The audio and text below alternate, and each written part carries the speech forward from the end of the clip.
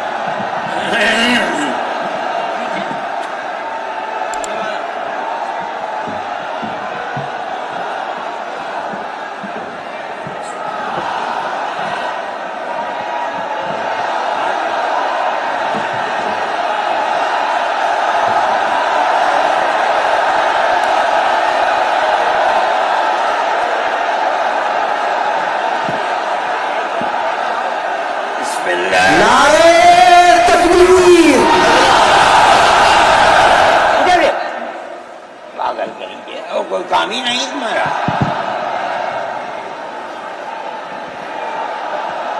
بسم اللہ الرحمن الرحیم، الحمد للہ نحمده ونستعینه ونستغفره ونؤمن به ونتوکل علیہ ونعوذ باللہ من شرور انفسنا ومن سيئات أعمالنا، من يهده الله فلا مضل له ومن يضلله فلا هادي له، ونشهد أن لا إله إلا الله وحده لا شريك له، ونشهد أن سيدنا ومولانا محمدا عبده ورسوله، اما بعد۔ مسلم پرسنل لا بورڈ کے صدر محترم نائیڈو صاحب کے نائب صدر اور ہمارے مہدی صاحب، دوسرے حضرات جو یہاں بیٹھے ہوئے ہیں، اور یہ جمع غفیر لاکھوں آدمی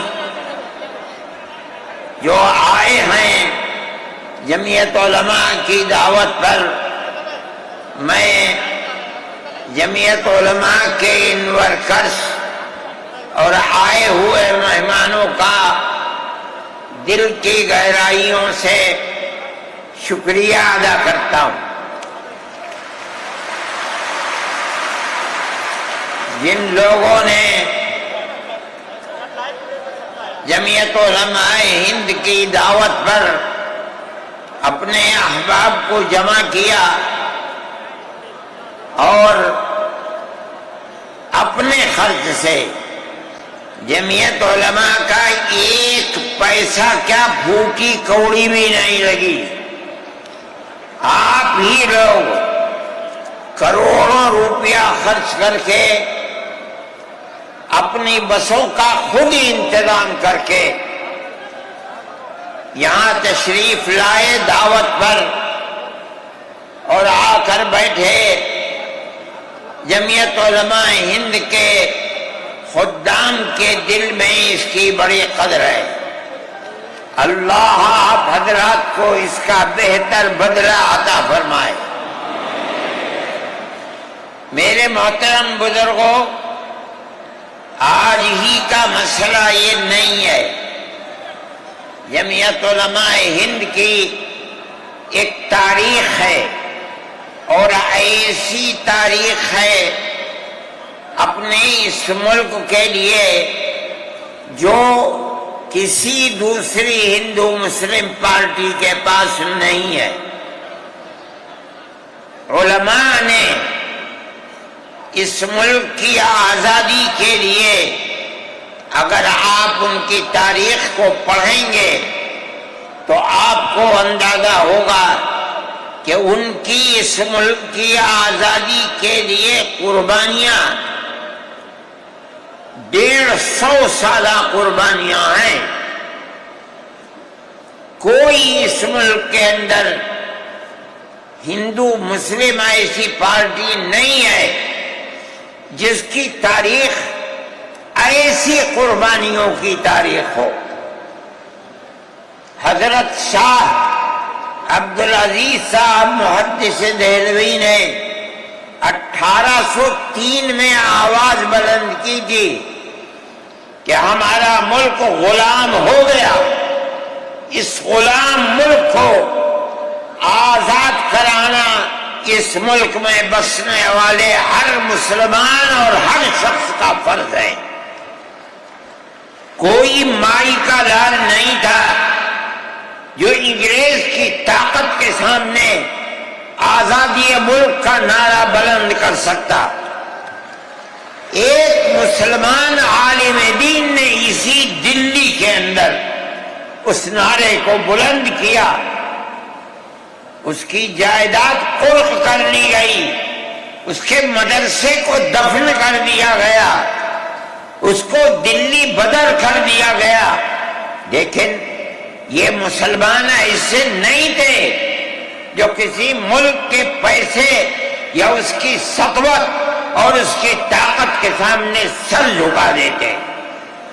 جو انہوں نے اپنا موقف اختیار کیا تھا پتھر کی چٹان کی طرح، اسی طرح اس موقف کے اوپر کھڑے رہے۔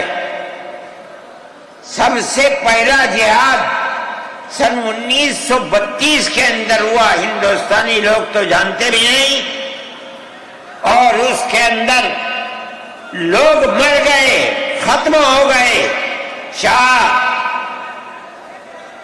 عبدالعزیز صاحب کے رشتے کے، ان کے قریب، ان کے اولاد میں شاہ اسماعیل شہید اور رائے بریلی کے شاہ احمد شہید، دونوں کے دونوں ختم ہو گئے، شہید ہو گئے بالا کوٹ کے میدان میں۔ لیکن پیچھے نہیں ہٹے۔ وہ لوگ جو بچ کر آئے تھے سن 1857 میں پھر جہاد کر دیا، اور اس کے اندر صرف اسی دلی کے اندر 33,000 مسلمان شہید کیے گئے، اور لال قلعے سے لے کر جامع مسجد تک درختوں کے اوپر ان کی لاشوں کو لٹکا دیا گیا۔ یہ مسلمان کی تاریخ ہے، علماء کی تاریخ ہے۔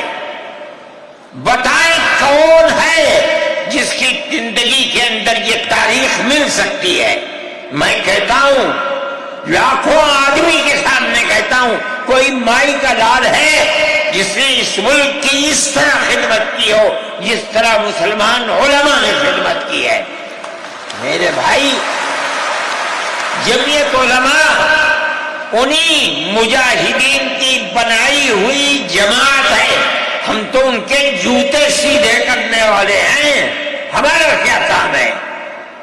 ایک ہی کام ہے کہ انہوں نے جو جمعیت کی بنیاد کے اندر ہندو مسلم اتحاد اور ملک کے ہر بسنے والے کو ایک پیغام دیا تھا پیار و محبت کا، ہم اسی پیغام کو لیے بیٹھے ہوئے ہیں۔ ہمارا کام صرف اتنا ہے، دنیا توڑنا چاہتی ہے، حکومتیں برباد کرنا چاہتی ہیں، فرقہ پرست ذہنیت آگ لگانا چاہتی چاہتی ہے، یہ نعرہ دینا چاہتی ہے کہ ہندو الگ، سکھ الگ، مسلمان الگ۔ ہم کہتے ہیں نہیں، ہندو مسلم سکھ عیسائی بھائی بھائی۔ یہ ہمارا پیغام نہیں ہے، ان بزرگوں کا پیغام ہے جنہوں نے پھانسیوں کے تختوں کو چوما، اپنے اس ملک کے لیے چوما ہے، اس کی آزادی کے لیے چوما ہے۔ اس ملک کے اندر یگانگت اتحاد جس کو آج آگ لگایا جا رہا ہے، ہمارے بزرگوں نے اسی اتحاد کے لیے اپنی قیمتی جانوں کو قربان کیا ہے، اور ان کا مقصد یہ تھا کہ ملک آزاد ہو جائے، حکومت ایسی بننی چاہیے جو حکومت سیکولر حکومت ہو، کسی کا حق نہ جائے۔ کانگریس اس لیے نہیں بنی تھی، یہ 1803 کی آواز ہے کہ ملک غلام ہو گیا، جہاد کرنا فرض ہے۔ کانگریس کا تو وجود بھی نہیں تھا، کانگریس تو 28 دسمبر 1985 کو بنی ہے، اور اس کا پہلا اجلاس بمبئی کے اندر ہوا ہے۔ آپ لوگ سمجھیں اس کو، کانگریس ملک کو آزاد کرانے کے لیے نہیں بنی تھی، کانگریس کی تجویز موجود ہے۔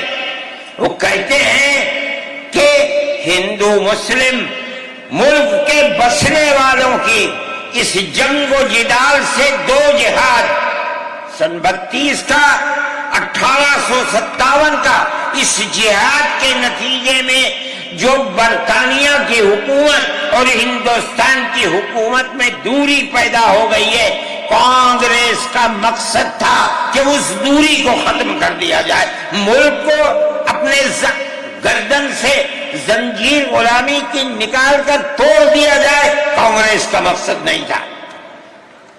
میں آپ سے کہتا ہوں یہ بات ہے، اور کانگریس کی تجویز میں موجود ہے، کوئی اس کی تردید نہیں کر سکتا۔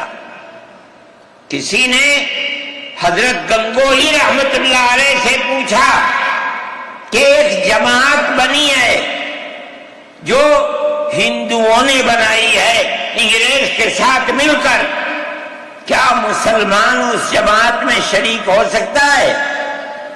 حضرت نے فتویٰ دیا اور یہ کہا کہ جس طرح اپنے کاروبار میں ہندو مسلمان شریک ہو سکتا ہے، اسی طرح اس پارٹی کے اندر بھی ہندو مسلمان شریک ہو سکتا ہے، بشرطے کہ دین کو کوئی نقصان نہ پہنچے۔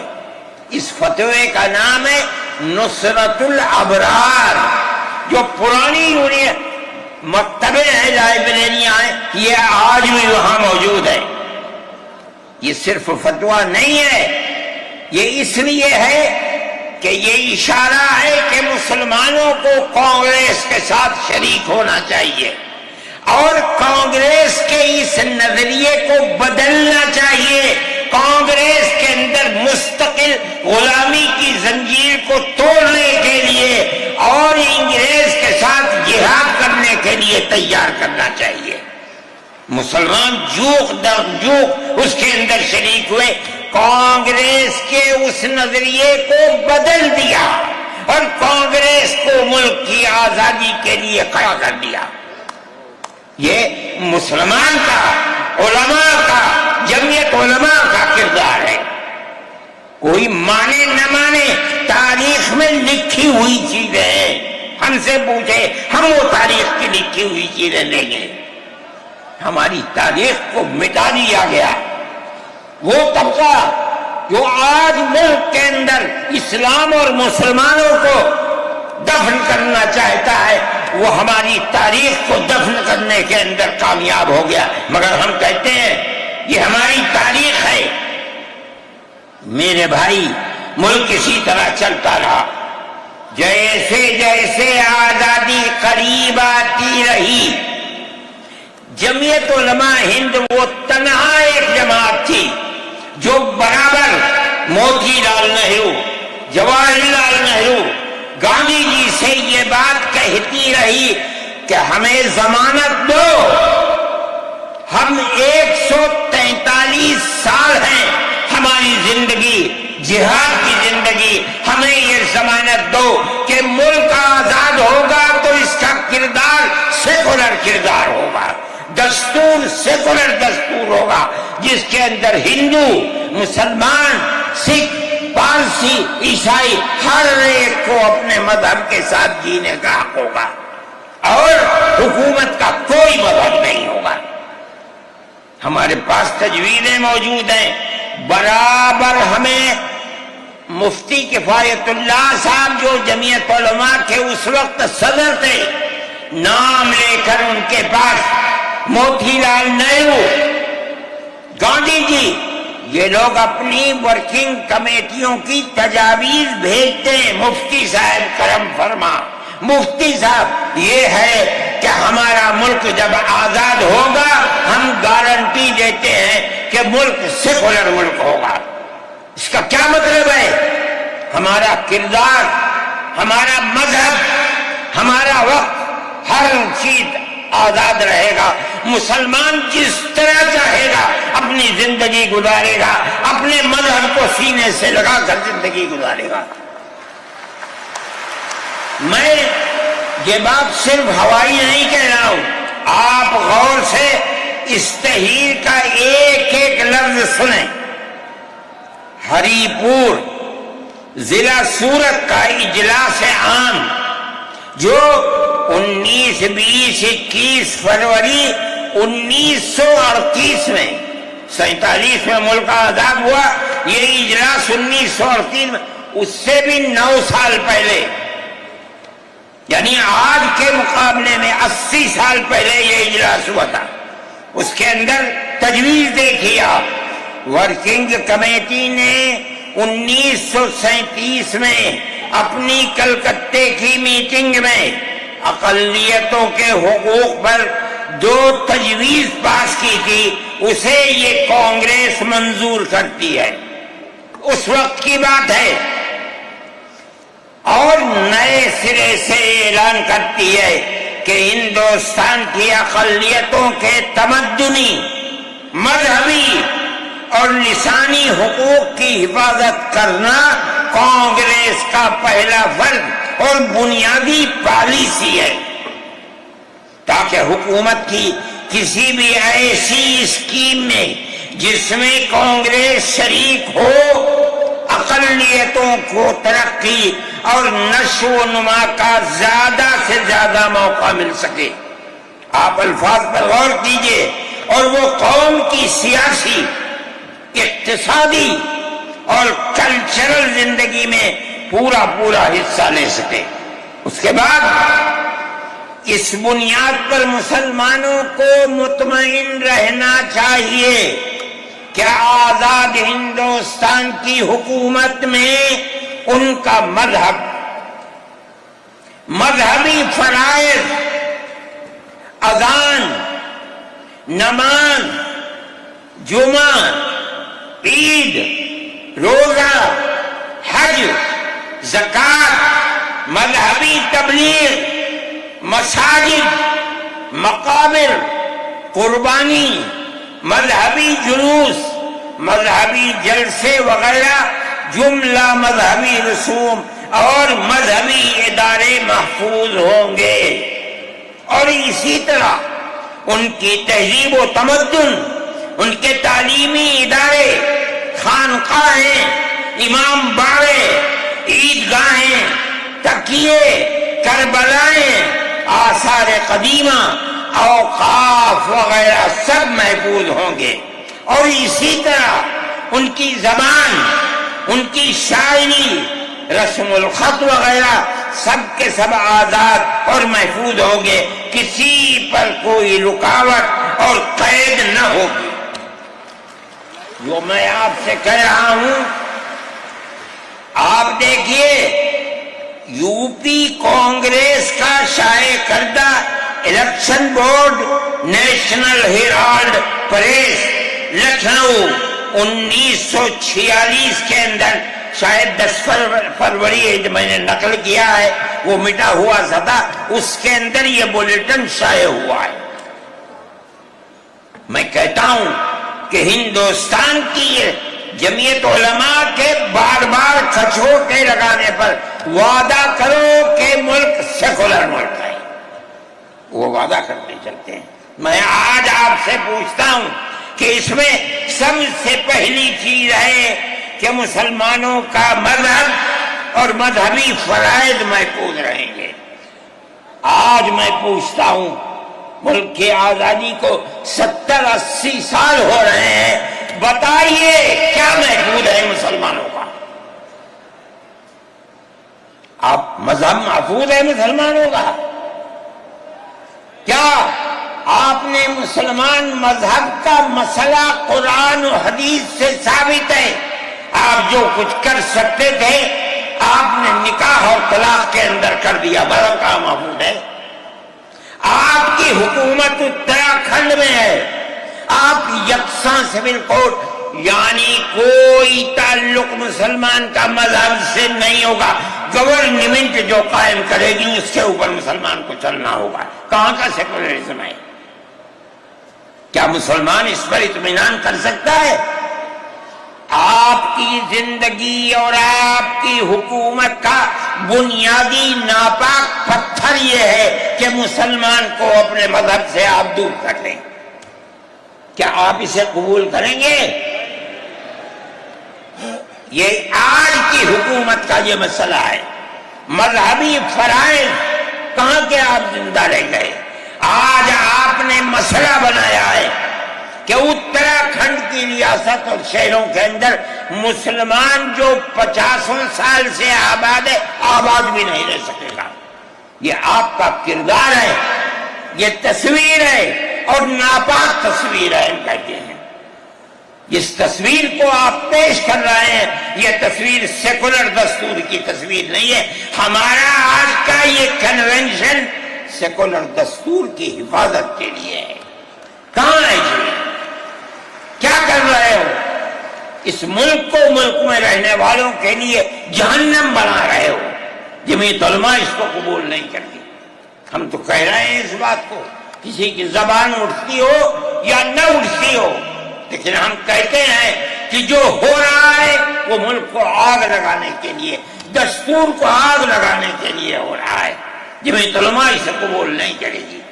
اگر جمعیت علماء نے اس بدترین حکومت جو یہ کہتی تھی کہ ہماری حکومت میں سورج نہیں ڈوبتا، جمعیت علماء نے کبھی اس کے سامنے سر نہیں جھکایا، اس کے بعد ہم کس کے سامنے سر جھکائیں گے؟ ہمارا سر صرف ایک اللہ کے سامنے جھکتا ہے اور کسی کے سامنے نہیں جھکتا۔ میرے بھائی، آپ ایک اس کو لیتے ہیں، میں کہتا ہوں اے تو بیٹا، آپ کیا کہتے ہیں؟ اس کے اندر جہاں ہے وہاں اسی طریقے سے اوقاف وغیرہ سب محفوظ ہوں گے۔ اوقاف محفوظ ہیں، یہ آپ کے سامنے حضرت مولانا بیٹھے ہوئے ہیں، تقریر کی ہے۔ اوقاف کو ہڑپنا چاہتے ہیں۔ ہماری مسجدیں اسی دلی کے اندر 400 500 سال کی مسجدیں ہیں، جس میں جمعیت علماء کا دفتر بنا ہوا ہے، عبد النبی اکبر کے زمانے کی مسجد ہے۔ اور کتنی مسجدیں جن کے پاس اوقاف، اللہ اکبر، لاکھوں کروڑ کے اوقاف ہیں۔ جونپور میں جا کر کے دیکھو کیسی مسجدیں ہیں، دلی کے قرب و جوار میں دیکھو کتنی بڑی بڑی مسجدیں ہیں۔ ہندوستان کا وہ طبقہ جو ان مساجد کے اوقاف کو ہڑپ کرنا چاہتا ہے، کہتا ہے اگر کسی وقف زمین یا مسجد یا کسی بھی چیز کے کاغذات وقف کے نہیں آئے اس کو وقف نہیں مانا جائے گا۔ کون 500 سال پرانے کاغذات لا کر کے پیش کر دے گا؟ قانون یہ تھا کہ جو مسجد بنی ہے، جو وقف پر بنتی ہے وہ وقف ہے۔ آپ کو کیا درد ہے کہ آپ اس اوقاف کو وقف کو ختم کرتے ہیں؟ اس کا مطلب ہے مسلمانوں کی زمین کو ہڑپ کرنا چاہتے ہو، حرام کھانا چاہتے ہو، اس لیے ان اوقاف کو ہڑپ کرنا چاہتے ہو۔ ہم اس کو قبول نہیں کرتے۔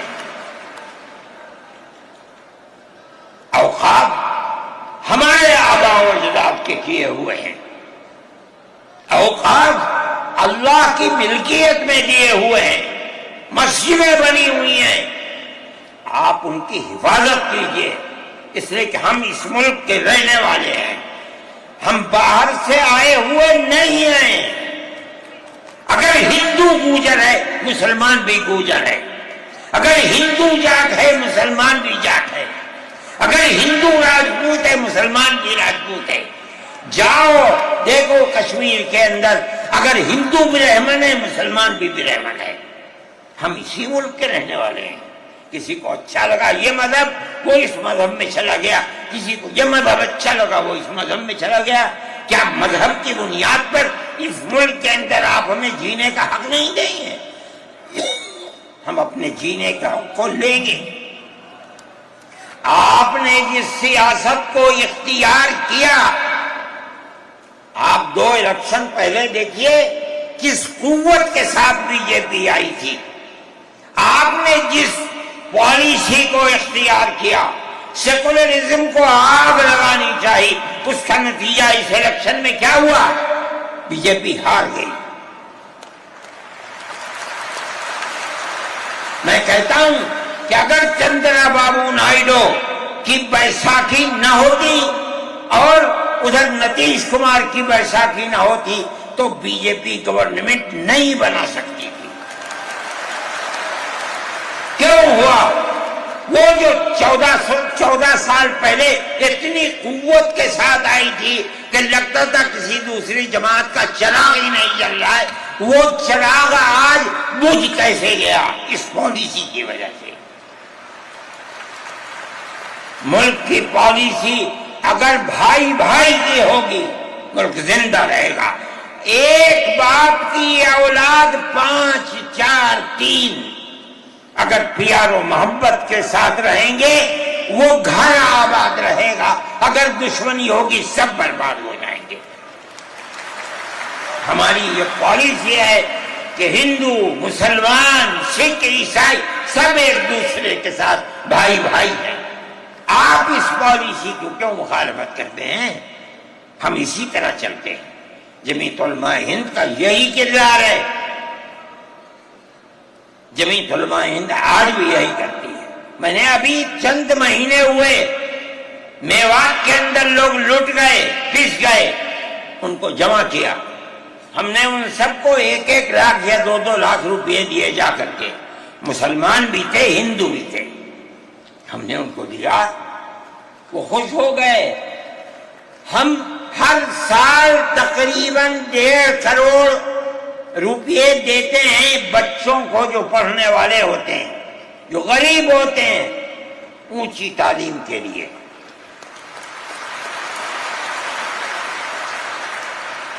اس کے اندر مسلمان بچے بھی ہوتے ہیں، ہندو بچے بھی ہوتے ہیں۔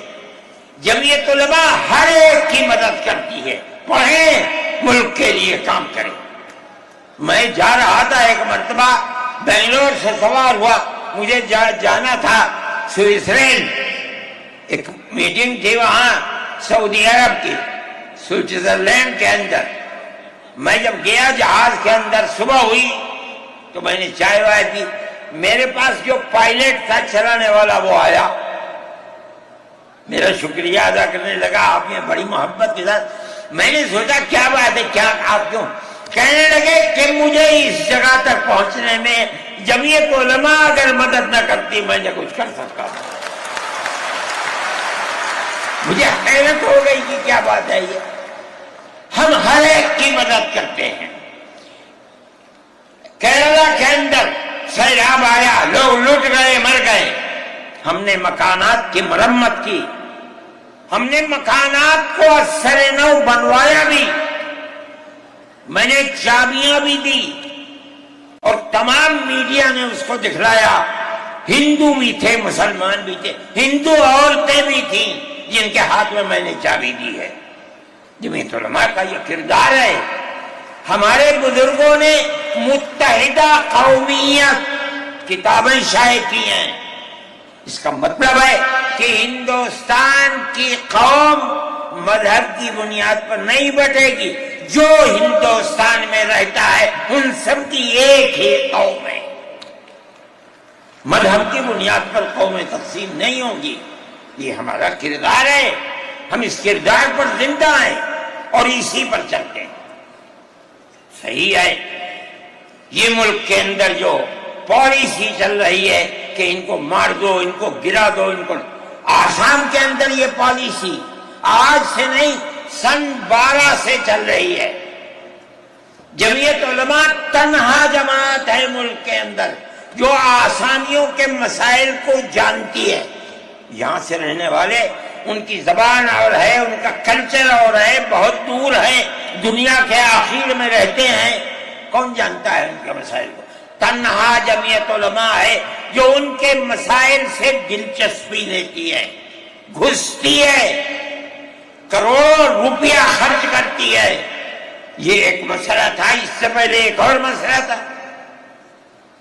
کہا گیا کہ پنچایت اگر کسی کو آسام میں یہ سرٹیفکیٹ دیتی ہے کہ یہ ہندوستانی ہے تو وہ سرٹیفکیٹ نامقبول ہوگا۔ 47 لاکھ آدمی اس سے متاثر تھے۔ جو پھر کپرست پارٹی تھی وہ کہتی تھی کہ پنچایت کے سرٹیفکیٹ کو قبول نہ کیا جائے۔ اگر یہ فیصلہ ہو جاتا تو 47 عورتیں، 47 لاکھ اپنے بچوں کے ساتھ ملک کے اندر بھیک مانگنے والوں کی زندگی بسر کرتے۔ ہم نے سپریم کورٹ کے اندر اس کو چیلنج کیا۔ سپریم کورٹ کہا جاتا ہے، لیکن در حقیقت یہ ملک میں بسنے والے ان غریب اور لاچار لوگوں کی پناہ گاہ جن کے سامنے ملک میں کوئی راستہ نہیں بچتا، تو وہ کورٹ میں پہنچتے ہیں کہ ہماری مدد کرو۔ ہم پہنچ گئے، اپنے لیے نہیں، ان غریبوں کے لیے پہنچے جو 47 لاکھ تھے۔ آپ نہیں جانتے اس کے اندر 24 لاکھ ہندو عورتیں تھیں۔ آپ سمجھیں، اور جمعیت علماء گئی۔ میں بہت پریشان تھا کہ الہ العالمین کوئی مدد کرنے والا علاوہ تیرے کوئی مدد کرنے والا نہیں ہے۔ میں اللہ کا فضل کرتا ہوں کہ جو کورٹ اور وہیں کا وکیل چیف جسٹس تھا، آسامی کا تھا، مجھے خطرہ تھا کہیں یہ آسامیوں کے ساتھ نہ چلا جائے، گورنمنٹ کے ساتھ نہ چلا جائے۔ اللہ کی قدرت ہے کہ فیصلہ یہ آیا کہ وہ سرٹیفکیٹ جو پنچایت نے دیا قبول کیا جائے گا۔ میں نے کہا کہ مجھے اپنی زندگی میں کبھی اتنی خوشی نہیں ملی جتنا آج اس فیصلے سے خوشی ہوئی ہے۔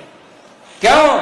صرف مسلمان کے لیے نہیں، یہ ہمارا کردار ہے جو ہمیں اپنے بزرگوں سے ملا ہے، جو جمعیت علماء کی اساس ہے، جو ان کا کردار تھا، ہم نے اس کی سراہنا کی۔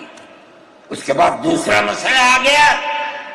دیکھیے، سمجھیے مسئلے کو، سارے ہندوستان کے اندر قانون یہ ہے کہ جو سب سے پہلی مردم شماری سن 47 میں ملک آزاد ہوا، سن 51 کے اندر پہلی مردم شماری ہے، جس کا نام اس مردم شماری میں ہے وہ ہندوستان ہے۔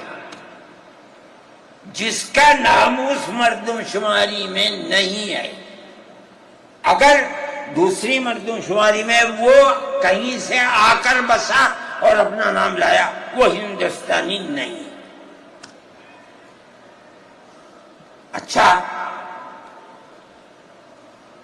پاکستان ایک مغربی پاکستان تھا، ایک مشرقی پاکستان تھا۔ اندرا جی نے اپنے زمانے کے اندر تمام جھگڑوں کو ختم کرنے کے لیے مغربی پاکستان کو الگ، مشرقی پاکستان کو الگ کیا۔ جنگ ہوئی، مشرقی پاکستان ٹوٹ گیا اور بنگلہ دیش بن گیا۔ اس وقت بہت بڑی بمباری ہوئی دونوں ملکوں کے اندر، ادھر کے لوگ ادھر، ادھر کے لوگ ادھر، سب لوگ بیٹھے، راجو بیٹھے، بی جے پی بیٹھی، جو وہاں کی پارٹیاں تھیں صوبائی وہ بیٹھی، اور سب نے بیٹھ کر طے کیا کہ آسام کے اندر ہندوستانی ہونے کی دلیل سن 71 کی مردم شماری ہوگی، سارے ملک سے الگ۔ سارے ملک میں مردم شماری میں ہندوستانی ہونے کے لیے 51 کی ہے، مگر سب پارٹیوں کے دستخط ہیں اس کے اوپر۔ آسام کے اندر 51 نہیں 71 ہوگی۔ اب آپ دیکھیے، جو فرقہ پرست، اور میں کہتا ہوں ببانگ دول کہتا ہوں کہ آسام کے چیف منسٹر کا کردار بدبودار کردار ہے، خراب کردار ہے، مسلمان کو دفن کرنے کا کردار ہے۔ وہ یہ کہتا ہے کہ آسام کے سوا آسام کے اندر مردم شماری 71 نہیں، جیسے سارے ہندوستان میں 51 ہے، اسی طرح آسام کے اندر بھی 51 ہوگی۔ آپ سمجھتے ہیں اس کا اثر؟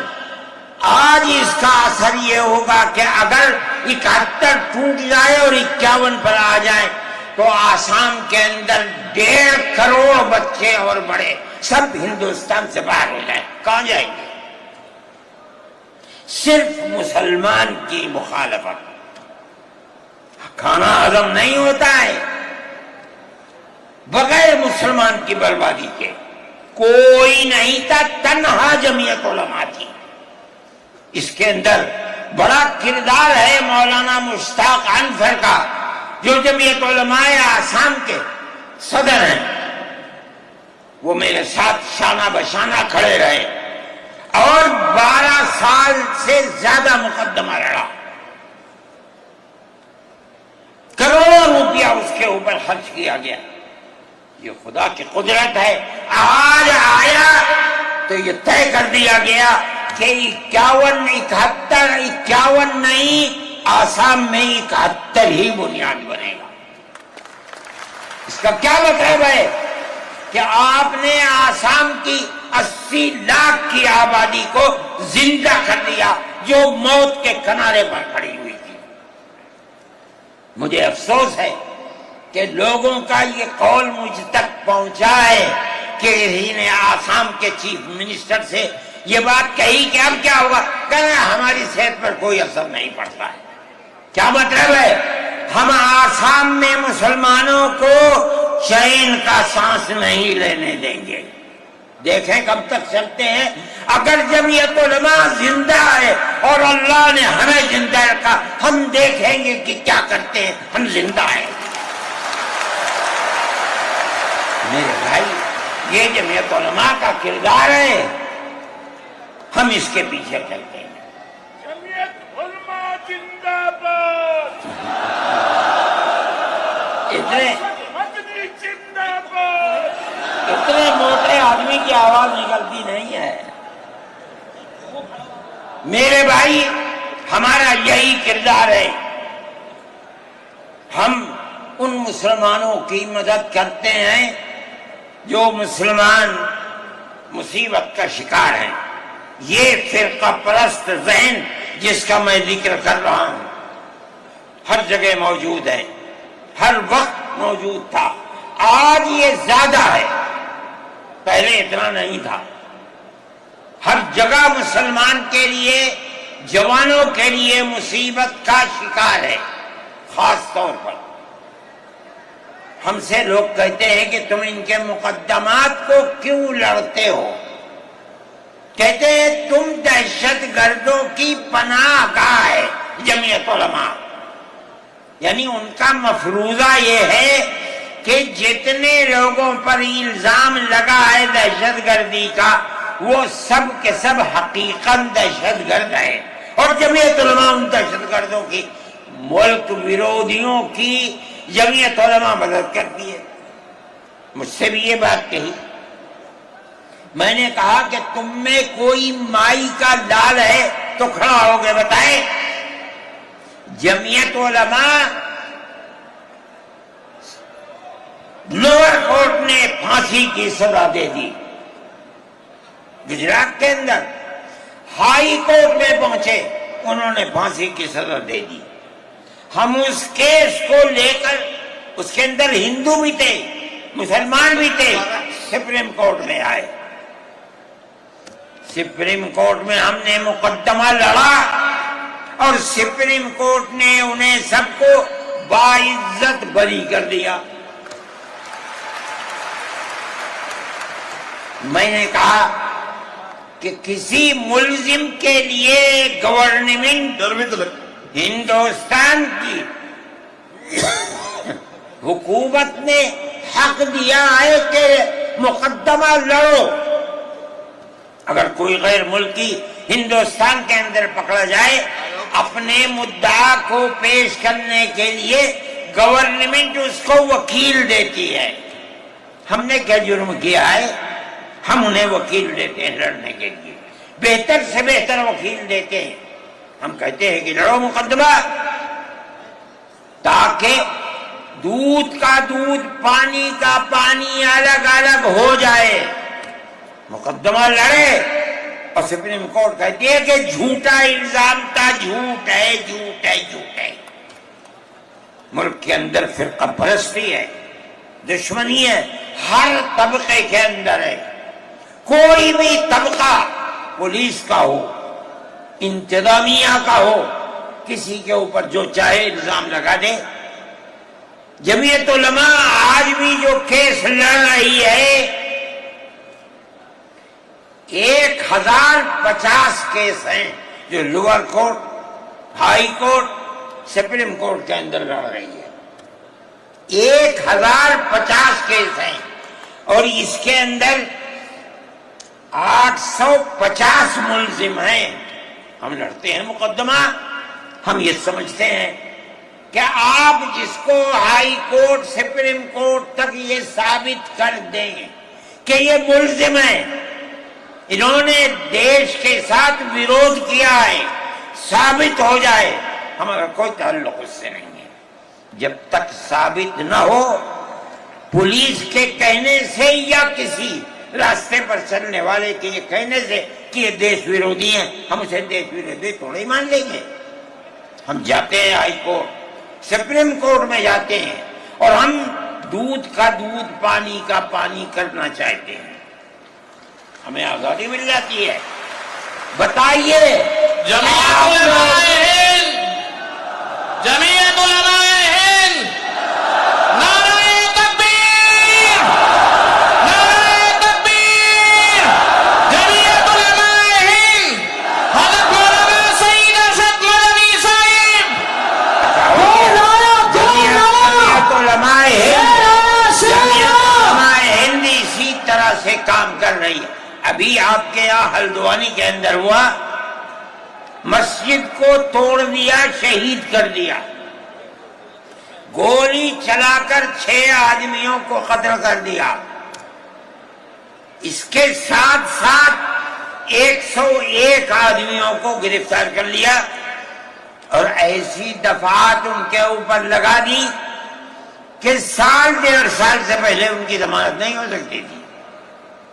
جمعیت علماء نے ہمارے پاس آئے 70 آدمی، کچھ لوگوں نے اپنے کیس لڑے، خوب، کسی کو یقین نہیں تھا کہ اس کے اندر کامیابی ہوگی۔ اللہ کی مدد سے ہم نے اپنے وکیل کو بلایا بمبئی سے، اور اس کے بعد جو بہتر سے بہتر سپریم کورٹ کا وکیل تھا اس کو بلایا اور ہم نے کہا کہ کیس لڑیے۔ 5 پیشیاں ہوئیں اور وہ وہیں جاتا تھا ہائی کورٹ، نینی تال میں شاید ہائی کورٹ ہے، وہاں جاتا تھا، وہ اپنا محنتانہ پورا لیتا تھا. 2 پیشیاں ہوئیں آن لائن اور 3 پیشیوں میں وہ گیا وہاں وکیل، اور وہ ایک مہیلا تھی وکیل، مگر بہت بہترین وکیل تھی.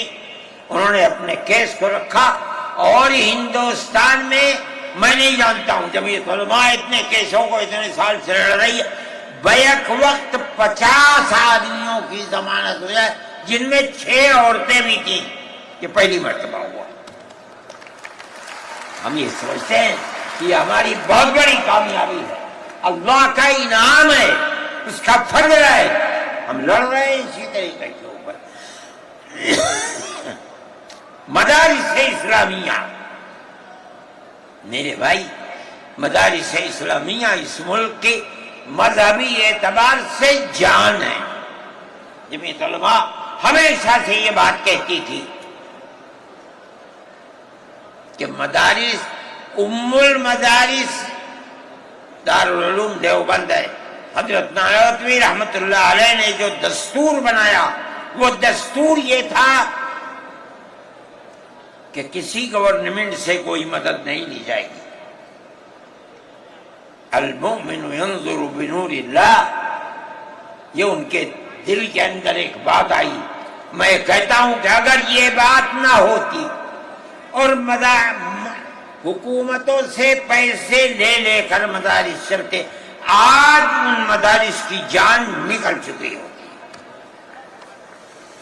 آزاد ہے مدارس، کسی گورنمنٹ کا ایک پیسہ ہمارے پاس نہیں ہے.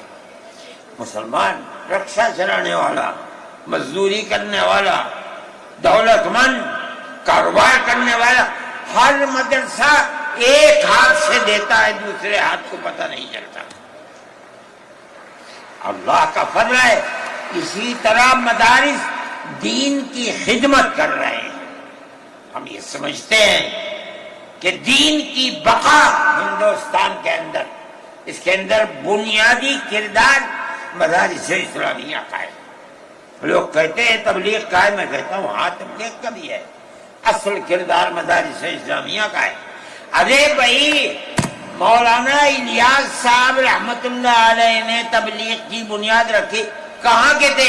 مدرسوں سے پڑھ کر کے نکلے تھے. مولانا یوسف صاحب نے کام کیا اپنے باپ کے طریقے پر، کہاں سے نکلے؟ مدرسے سے پڑھ کر کے نکلے تھے. مولانا چلے گئے، مولانا انعام صاحب، پھر اس کے بعد مولانا اظہار صاحب.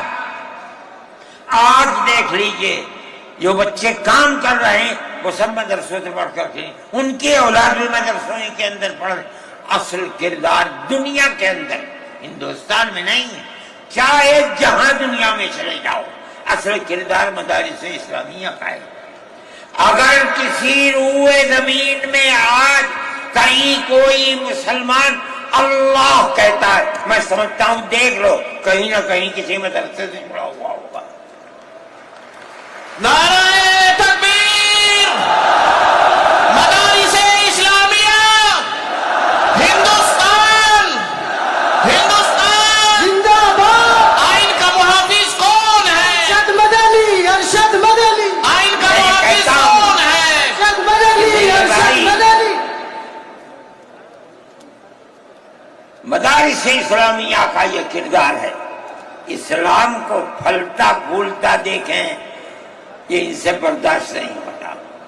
مگر یاد رکھیں کہ اللہ کا یہ چراغ نہیں بجھے گا، اسے بجھانے والے بجھ جائیں گے.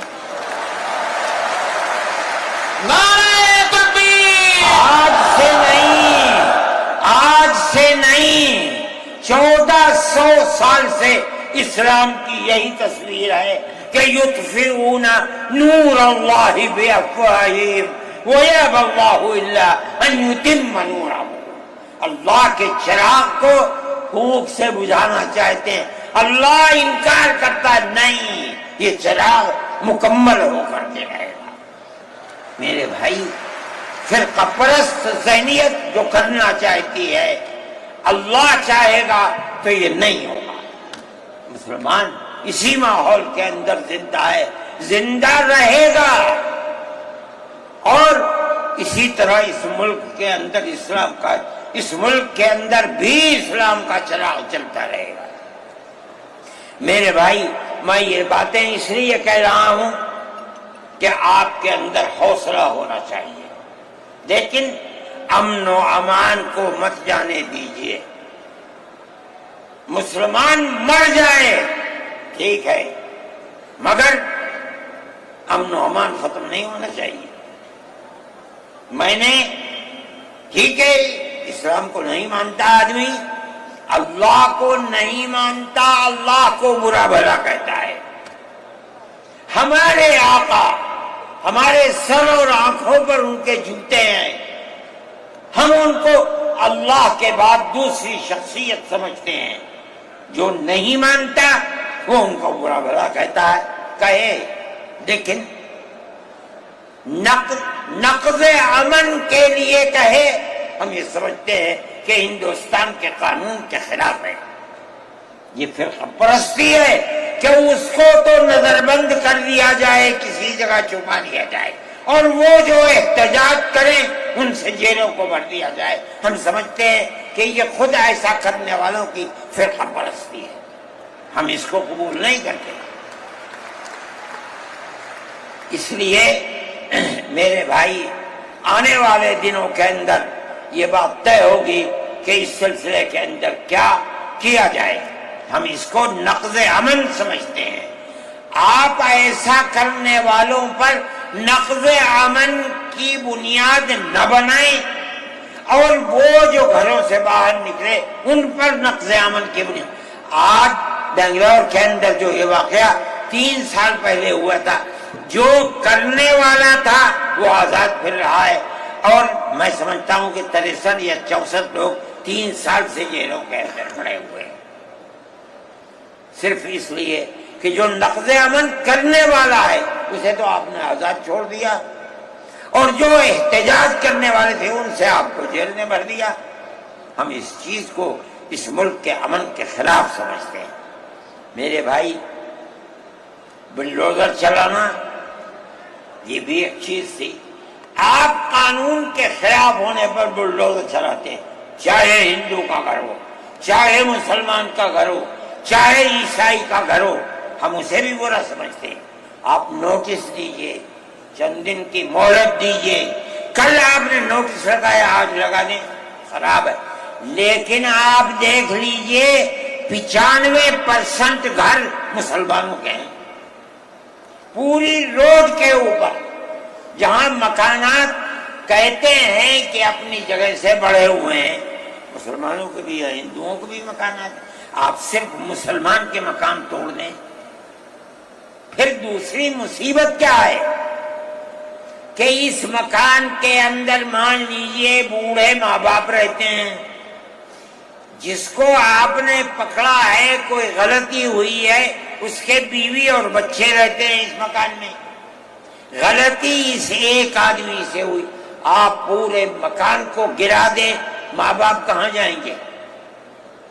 ایسے مکانات کو گرا دیا جس میں وہ کرائے پر رہتے تھے، وہ ان کا مکان بھی نہیں، آپ نے گرا دیا۔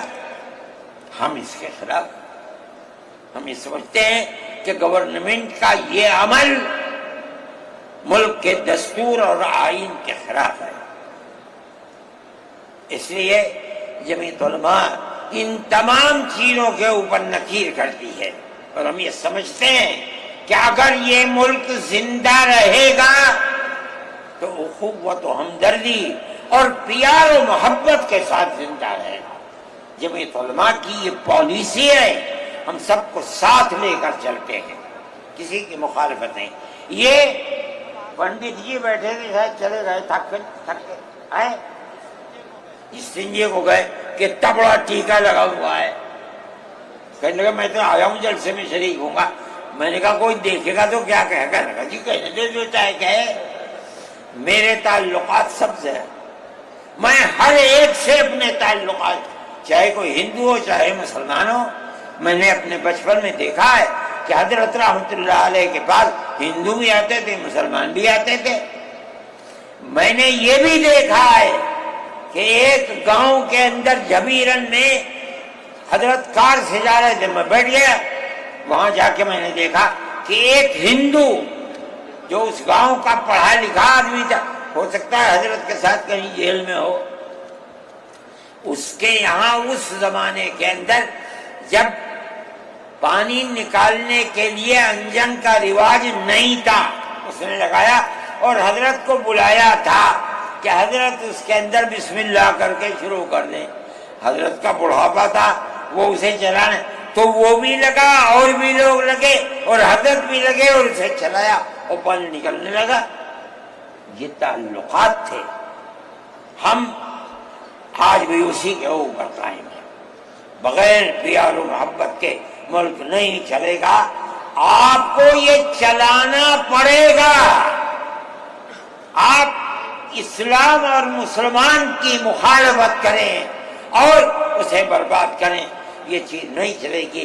میں اس سلسلے کے اندر جو گٹھ بندھن کی پالیسی ہے میں اس کو اچھا سمجھتا ہوں۔ ایک طرف تو یہ کردار ہے گورنمنٹ کا جو آپ کے سامنے پیش کیا جا رہا ہے، دوسری چیز الیکشن کے زمانے کے اندر جو انڈیا گٹھ بندھن نے اپنا مینیفیسٹو شائع کیا، میرے پاس یہ چیز پہنچی کہ راہل گاندھی جی نے یہ کہا ہے کہ ہماری حکومت اگر بنے گی تو ہم ہر اقلیت کو اپنے مذہب کے اوپر چلنے کی آزادی دیں گے۔ میں نے ان کی اس بات کو قدر کی نظر سے دیکھا اور میں نے یہ اعلان کیا کہ اس اعلان کے بعد مسلمان کو اس گٹھ بندھن کی جس میں رہ کر اس کو آزادی ملتی ہے اپنے مذہب کی، اس کو ووٹ دینا اپنے ملک اپنے دین کی حفاظت کے مرادف ہے۔ اور مجھے بڑی خوشی ہے کہ سارے ہندوستان کے مسلمانوں نے ایک جٹ ہو کر کے گٹھ بندھن کو ووٹ دیا اور گٹھ بندھن اس طرح سے آگے نکلا اور بی جے پی ہار گئی۔ میرے بھائی، یہ جمعیت علماء کی پالیسی ہے اور جمعیت علماء اس پالیسی کے اوپر زندہ ہے۔ مسئلہ فلسطین کا ہے، بڑی عجیب بات ہے۔ فلسطین آزاد ملک ہے، حقیقت یہ ہے۔ آپ یہ دیکھیے، جب دولت عثمانیہ کو دنیا کی بڑی طاقتوں نے مل کر ختم کیا اور خلافت اسلامیہ ترک میں ختم ہو گئی، تو امریکہ، روس، برطانیہ، انہوں نے مل کر ایک یہودی حکومت قائم کی، اسرائیل ہے۔ اس کی ایک حدود اربع تھی، اس کے اندر فلسطین یعنی بیت المقدس نہیں تھا۔ جب وہاں اسرائیل ہو گیا، امریکہ اس کا سرپرست بن گیا۔ اب اسرائیل نے آگے بڑھ کر فلسطین کے اندر اپنے پیر جمائے اور بیت المقدس کو لینا چاہا۔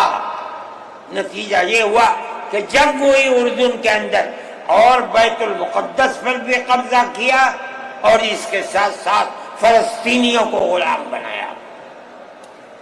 ابھی دل نہیں تھما، تھوڑے دنوں کے بعد پھر آگے بڑھا اور گولان کی وہ پہاڑیاں جو شام کے اندر تھی ان کے اوپر قبضہ کر لیا۔ جس دن پہلا حملہ بولا فلسطینیوں نے، ہمارے ملک کے پرائم منسٹر نے یہ کہا کہ یہ دہشت گرد ہیں۔ مجھے بڑا افسوس ہوا کہ یہ تاریخی دنیا کی نہیں جانتے۔ ایسا لگتا ہے جیسے انہوں نے دنیا کو دیکھا ہی نہیں۔ میں نے اعلان کیا، میں نے یہ کہا کہ جو یہ کہتے ہیں کہ یہ دہشت گرد ہیں، اگر یہ دہشت گرد ہیں اور غلامی کی زنجیروں کو توڑنا یہ دہشت گردی ہے، گاندھی جی بھی دہشت گرد تھے، نہرو بھی دہشت گرد تھے، ہمارے اکابر بھی دہشت گرد تھے۔ یہ ایسی بات ہے جس کی کوئی تعویل نہیں ہو سکتی۔ اللہ کا فضل ہے، اس کے بعد سے آج تک کبھی یہ نہیں کہا گیا کہ دہشت گرد ہے۔ لیکن مجھے افسوس ہے، میں نہیں مانتا ہوں اس بات کو، لیکن ہندوستان کی یہ غلط پالیسی اگر ہے، میں گیا عرب تو میں نے لوگوں سے سنا کہ ہندوستان کا بارود فلسطینیوں کے مارنے کے لیے اسرائیل میں ہو رہا ہے استعمال۔ کہنے والوں نے کہا کہ ہندوستان کے فوجی بھی اسرائیل کے ساتھ لڑ رہے ہیں۔ میں اس کی تصدیق نہیں کر سکا ہوں، اتنے میں بات نہیں، مگر میں یہ کہتا ہوں کہ کھل کر پالیسی ہونی چاہیے۔ آپ اگر فلسطینیوں کے قتل عام پر بازی امریکہ کی طرح کہیے کہ ہماری فوجیں اسرائیل کے ساتھ، آپ بھی کہیے کہ ہماری فوجیں لڑ رہی ہیں، اور اگر نہیں ہے اپنے دامن کو پاک کیجیے۔